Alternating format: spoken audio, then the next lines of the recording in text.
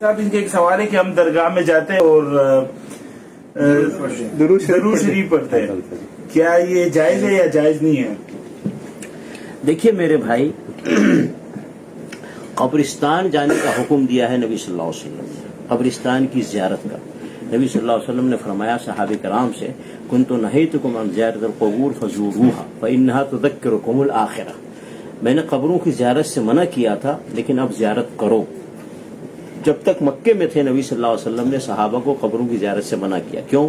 कि कुफ़ार और मुशरिकीन जो है कब्रों पे जाकर सजदे करते थे, नज़र नियाज पेश करते थे और कब्रों की पूजा करते थे। तो नबी सल्लल्लाहु अलैहि वसल्लम ने मना किया, मत जाओ। क्यों? ताकि ऐसा ना हो कि लोग समझें कि ये भी वही काम करने जा रहे हैं वहाँ जो मुशरिकीन मक्का करने जा रहे हैं। तो नबी सल्लल्लाहु अलैहि वसल्लम मना किया।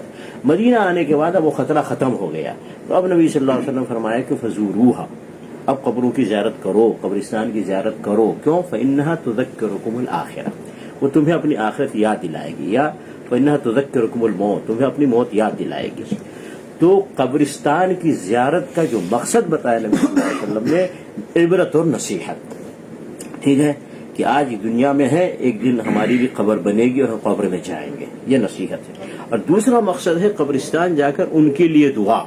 और नबी सल्लल्लाहु अलैहि वसल्लम ने दुआ सिखाया, अस्सलामु अलैकुम या अहलद दियार मिनल मुअमिनीन वल मुस्लिमीन व इन्ना इंशाअल्लाहु बिकुम ललाहिकून अस्अलुल्लाह लना व लकुमुल आफिया। कब्रिस्तान जाकर ये दुआ पढ़ें जिसमें उनके लिए मग़फ़िरत की दुआ है, सलामती की दुआ है, रहमत की दुआ है। ये है कब्रिस्तान की ज़ियारत का मकसद, ये नबी सल्लल्लाहु अलैहि वसल्लम बताया। अब कब्रिस्तान दो किस्म का है। एक कब्रिस्तान है सादा है, मिट्टी है, जैसे आप बकी कब्रिस्तान देख रहे हैं, है ना। और दूसरा कब्रिस्तान है जहाँ बिल्डिंगें बनाई गई हैं, इमारत बनाई गई है ना, गुंबद बनाए गए हैं, मीनार बनाए गए हैं, चादर चढ़ाई जाती है, फूल चढ़ाए जाते हैं, वहाँ मुजावर बैठे, सज्जादा नशीन बैठे हैं, मेला लगा हुआ है। ऐसे कब्रिस्तान पे नहीं जाना चाहिए, ऐसे कब्रिस्तान पे नहीं जाना चाहिए। क्यों? वहाँ वो कंपनी खुली हुई है, वहाँ धंधा चल रहा है, वहाँ तिजारत चल रही है, वहाँ पे पैसा कमाया जा रहा है। तो ऐसे कब्रिस्तान पे जाकर के सबसे पहली बात, वो कब्रिस्तान नबी सल्लल्लाहु अलैहि वसल्लम के तरीके के खिलाफ बना हुआ है। दूसरी बात, वहाँ पे जो कुछ भी हो रहा है अल्लाह उसके रसूल सल्लल्लाहु अलैहि वसल्लम के हुक्म और तरीके के खिलाफ हो रहा है। तीसरी बात, वहाँ जाकर आप अपनी मौत को नहीं याद करेंगे, सोचेंगे यार हमेशा जिंदा रहूं। क्यों? वहाँ बैठ के पैसे कमा रहे हैं, वहाँ औरतें आती हैं बेपर्दा, समझ गए ना, औरतों को सेट कर सकते हैं, बदकारी भी कर सकते हैं, वहाँ पे नशा भी होता है, नशा भी यूज कर सकते हैं, समझ गए नहीं, सारे धंधे सारे खराब काम होते हैं। इसलिए ऐसे कब्रिस्तान पे नहीं जाना चाहिए जो दरगाह और दरबार बना करके रखे हैं, समझ गए ना मेरे भाई, जाने ही नहीं। क्यों?